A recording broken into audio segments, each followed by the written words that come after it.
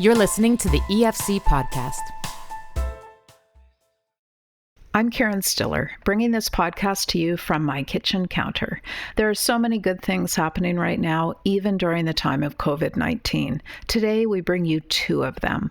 We speak with Travis Blackmore of Lionhearts, a ministry that, in normal days, acts as a kind of superhero middleman between companies and stores getting rid of excess food products and the ministries and outreach programs who can use that food.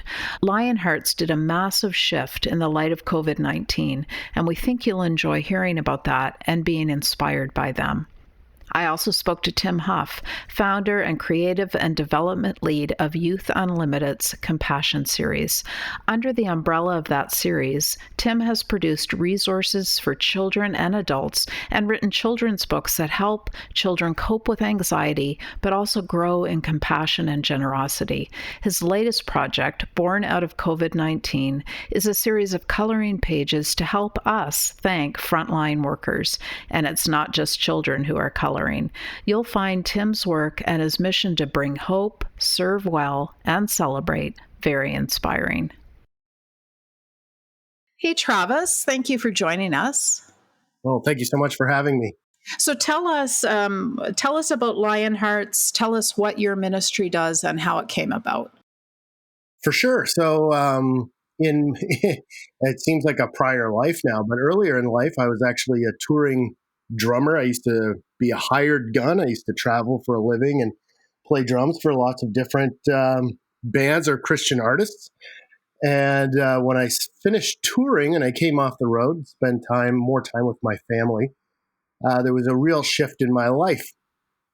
I had grown up a pastor's kid, and I'd been used to the church, and it really resonated with me, was doing local charity work. Sort of working in our city's own backyard, if you will. And there was a number of other friends that felt the same, and we weren't quite sure where to start. But we had an opportunity with a rather large company called Costco. Yes, I've heard of it.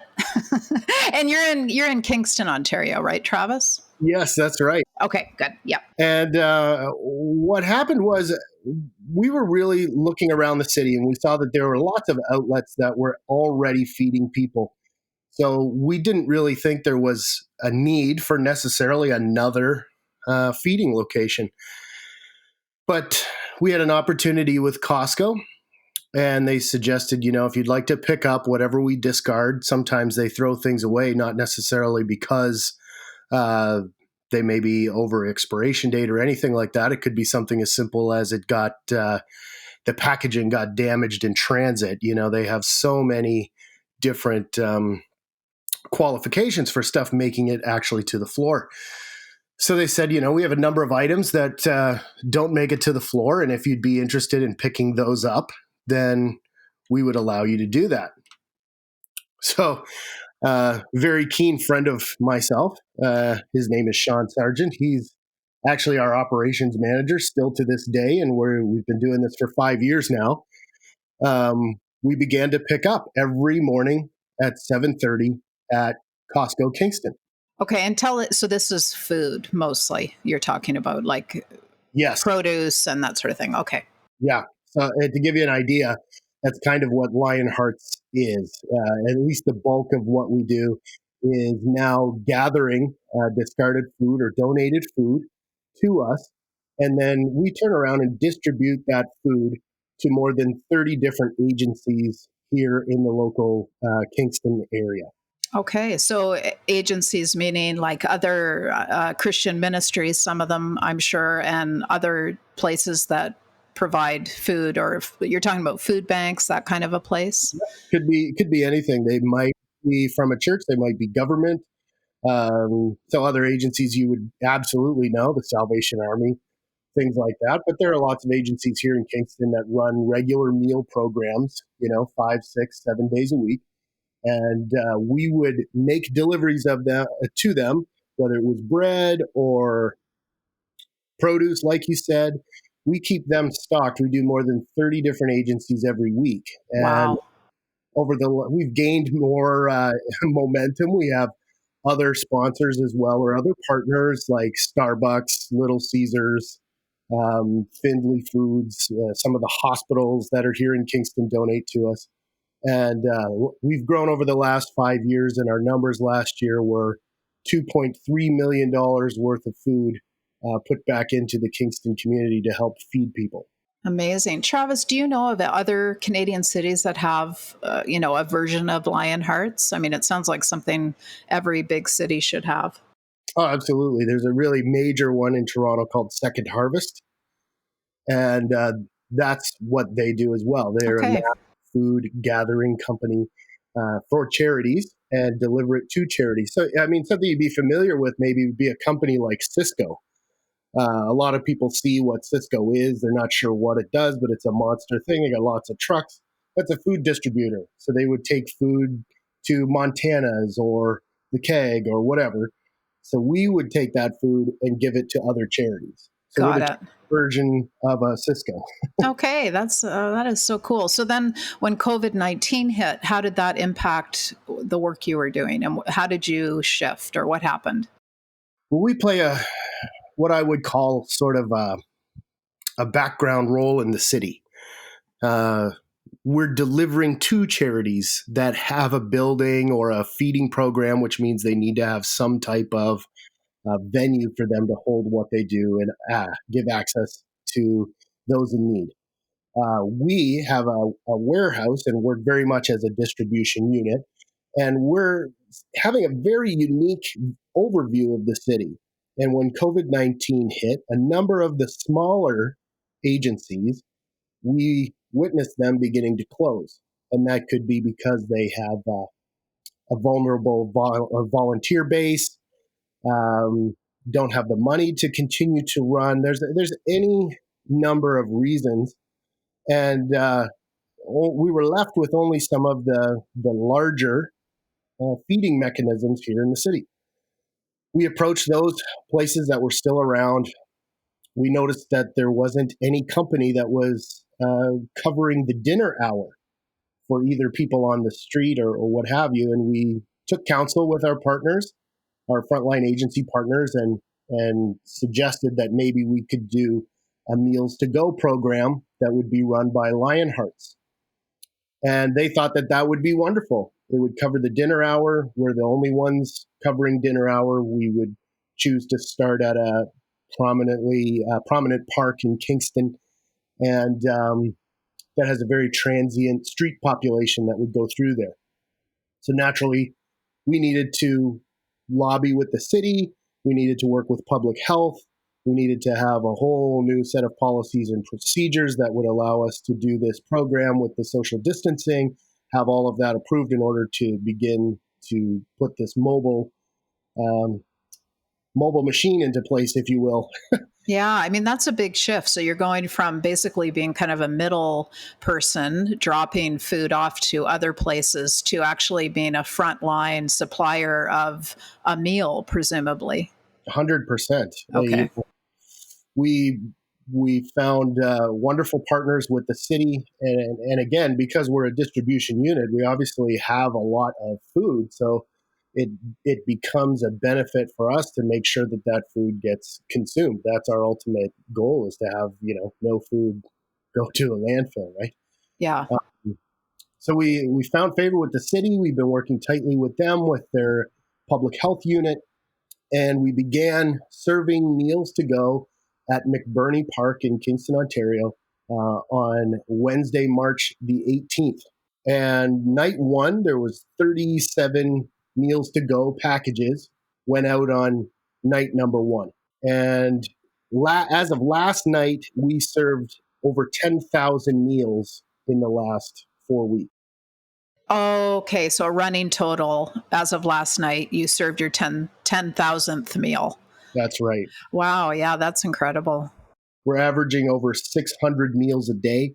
So to see it go from night one of 37 meals to now over 600 meals a day, I mean, to be honest, it's a little bit sad. It kind of gives you an idea of the temperature of what's happening out there. Right, right. Because I would imagine with those numbers, you are seeing maybe some people who might not otherwise, in say, quote unquote, normal times, need access to this kind of a service. Is that right? Yeah, absolutely. Over the last 4 weeks, we've seen it go from folks on the street to low income margins and brackets, people that are laid off now. Everybody has a different story, and the need continues. We've seen nothing but the numbers increase. Travis, walk me through so you're picking up, you're still doing all your picking up. That's where you're getting your raw material, let's say, the food you're using to create these meals. So, how are you figuring out what you're going to be serving? Are you, do you know that on the morning of because you've got 10,000 bushels of Brussels sprouts, or how do you do that? Well, to be honest, we have an operations manager for our project. And at this point, we started in the early days. We started with one chef. We actually had a really high end chef in the city of Kingston that was laid off, and he volunteered to come in and begin to create this meal program with us, and would sort of set out what we need and try to project through the week.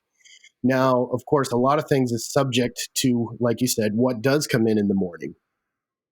But what can happen is as the meal program proceeds, where we end up lacking is in certain areas like protein. We won't have any chicken donated. So we'll have to go and purchase chicken. And that Okay. becomes very expensive as time marches forward. Um, the amazing part is with 600 meals going out the door every day, we have 6 full-time chefs at this point creating these meals and making a meal program through the week. And we try to project. And COVID has really turned things upside down for a lot of charities out there. It's very difficult to accept new volunteers, and in fact, we've actually put a stop on accepting volunteers. With everyone being home, of course, everyone wants to help. Sure. But we've also not been able to take donations of food products from the general population. It has to all come through our registered partners, whether that's Costco or another charity or something of that nature. So therefore, the cost of putting on meals to go has gone, quite expensive over the last few weeks. And so, are churches playing a role?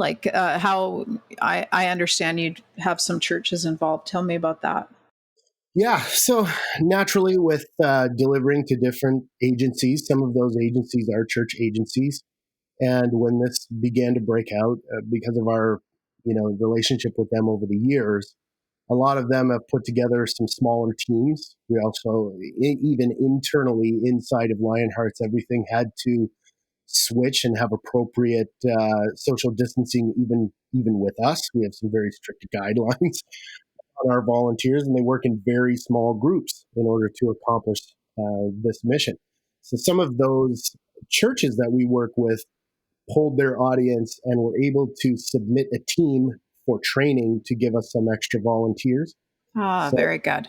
we'll take those teams and we'll actually divide them up so that they're not necessarily in the same area. And the reason for that being is, if your packing team has someone who becomes compromised, you can easily switch out the packing team for a different packing team. You don't have to close your whole operation, right? Sure.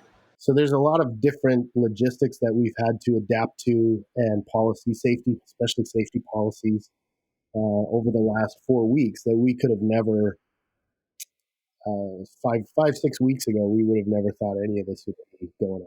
Right? Yeah. Travis, what do you think you're learning at Lionhearts that you'll carry with you into the future after this pandemic is over?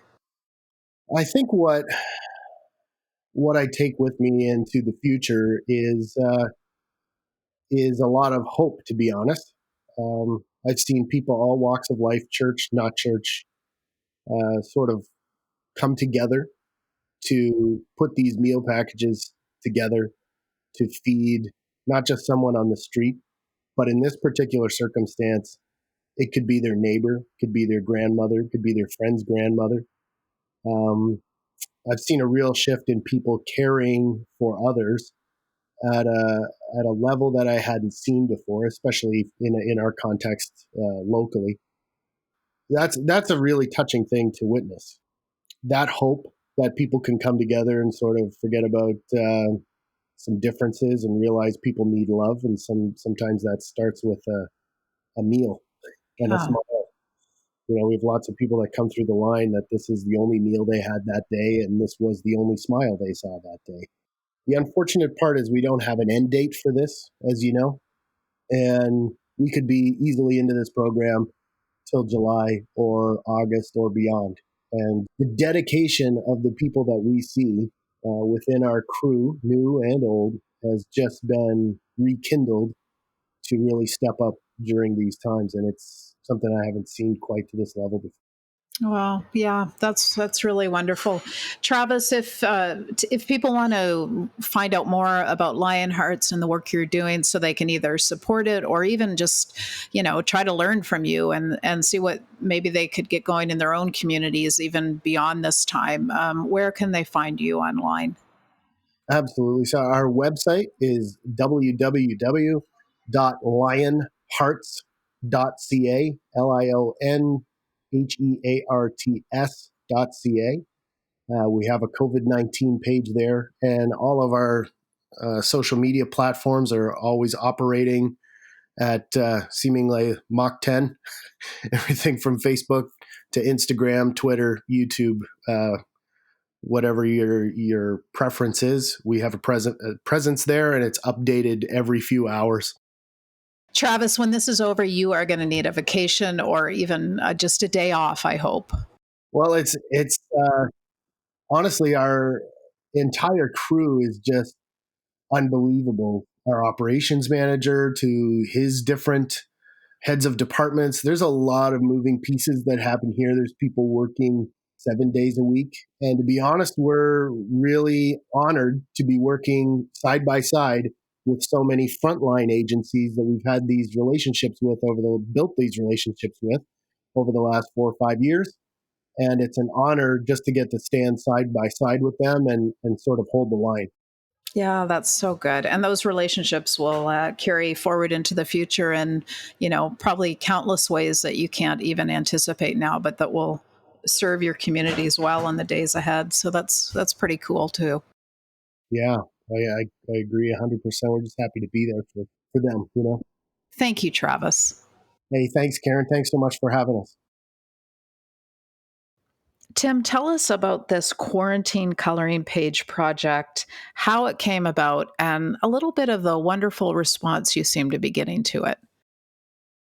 Well, really, I'd been doing kids' book launches for quite some time for some books I've been writing through my ministry and work.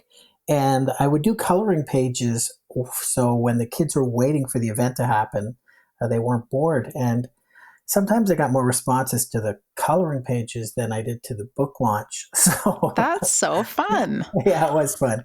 And so that just became part of what I did for these 5 different kids' books I've done.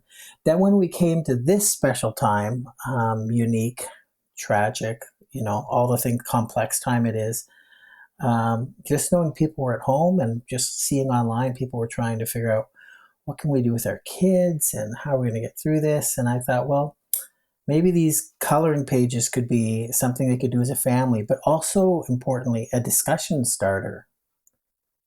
What does a scientist actually do? What does a janitor actually do? And so we could celebrate our real life heroes at the same time as doing something creative and discussing as families or whoever's in your home about how important the everyday person is, how they're heroes. Yeah, yeah. And Tim, it strikes me right away that a lot of your other work is based on helping parents and children deal with fear and anxiety in children, and that helping, talking through with our children the fact that there are these frontline essential workers out there, keeping the world a little more sane and safe would actually help with some of that fear and anxiety in children. Were you thinking about that too? Yeah, for sure. Inside of our Am I Safe book, which is one I wrote with Iona Snare, and then I illustrated it, we have the back section is all like a toolkit for families. And one of the things we point to is pretty standard, but we break it out in a pretty big way. It's a Mr. Rogers theory, like look to the helpers. Part of Very the good. way of getting through the crisis is to look to the helpers. And there's comfort in that. There's celebration in that. There's hope in that. And so this is a way. But the fun part about this one, I guess, is we're used to having pretend superheroes and sports stars and celebrities, but, to celebrate hydro workers. Yes. Is it grocery store clerks, gas station attendants is a whole different ballgame. Yeah, very under-celebrated people typically. They're not careers we tend to focus on. But now we're discovering how essential they really are. Yeah, I mean, how great that is for society. You must and you want to look for the good things that will be on the other side of this. And one of them will be that there'll be a lot of people we don't take for granted anymore. Yeah, that's so true. So how many coloring pages have you created so far? Well, I've created 14 so far that represent 35 people groups. Wow. So, and truly, every day I wake up to countless emails asking me to create one for their working group.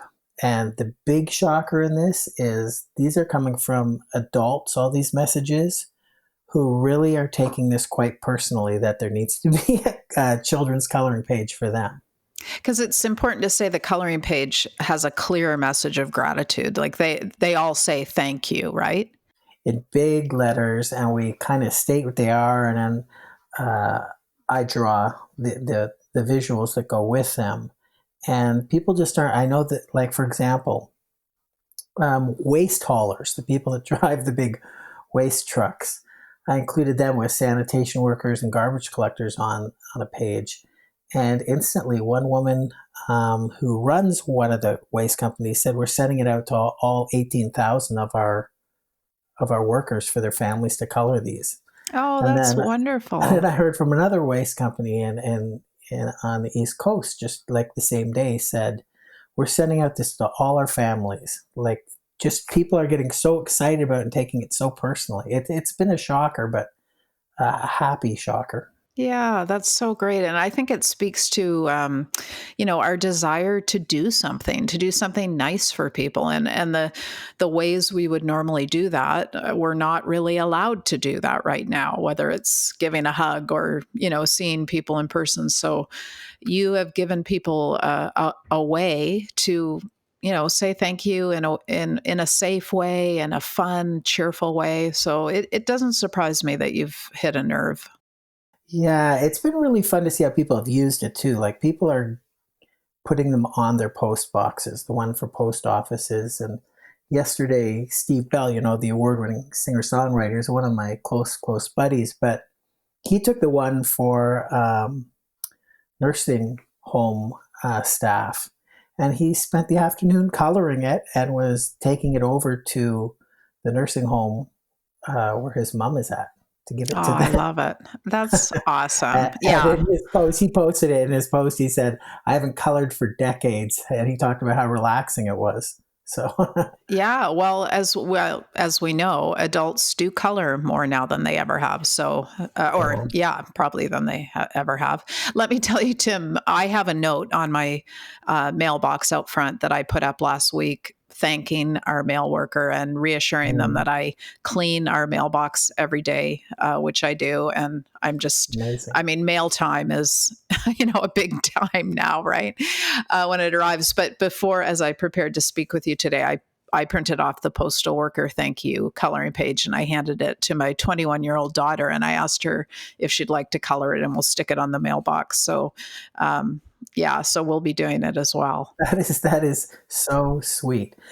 Interesting. So the kids, I'm hearing from grandparents and parents talking about how their kids are looking for them each day, which is such a surprise. But I'm seeing Facebook groups that I didn't even know existed. There's one called Adult Coloring 101 that has really picked up this, and they're kind of sharing it with everyone as well. Oh, that's so neat. So I'm thinking again about the value of gratitude and doing good things, even for the giver. And I'm wondering for you, Tim, as you live through this pandemic, just like everyone else, what has this creative project done for you and your spirits?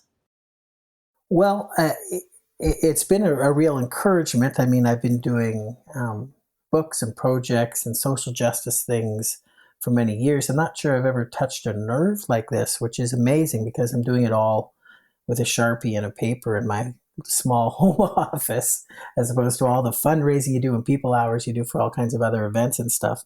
So that's been a real encouragement to me. But I think what really gets to me is the mandate when I started the Compassion series. It's a program of Youth Unlimited 6 years ago, was that everything would have to fit under the umbrella of it, bring hope, serve well, celebrate. It's our mantra. That's our motto. Bring hope, serve well, celebrate. And I'm finding that these color pages kind of hit that nerve on all three. And the way people are even responding with messaging me that this is hopeful in some way, that this celebrates the servers. And for sure, the celebrate, I always say when I teach in schools, whether it's university or children's places or speak to adults, find every day, find someone or something to celebrate. That is part of good, strong, loving survival.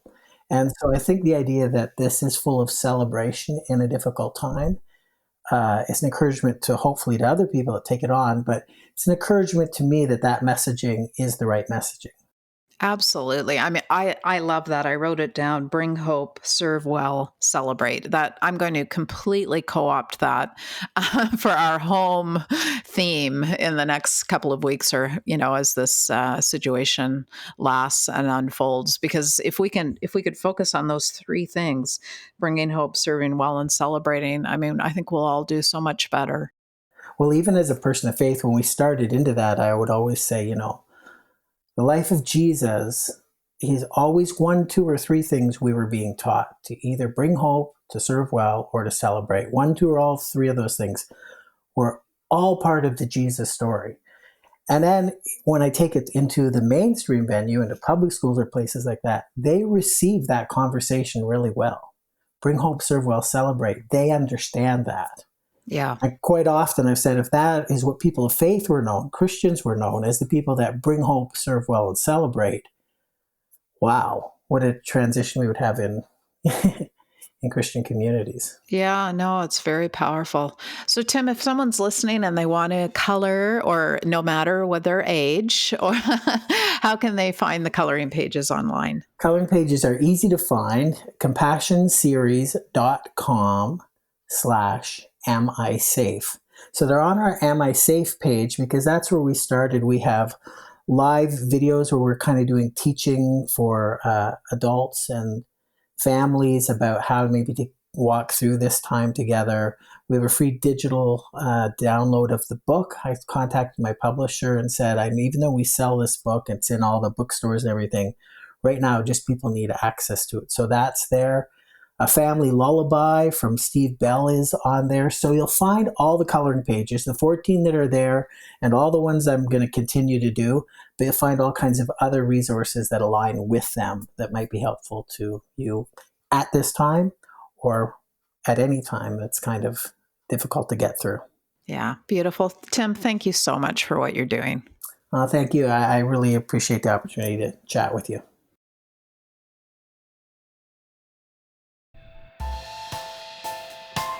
Thank you for listening to this podcast. To listen to more and to subscribe to Faith Today, Canada's Christian magazine, please visit www.theefc.ca/faith today.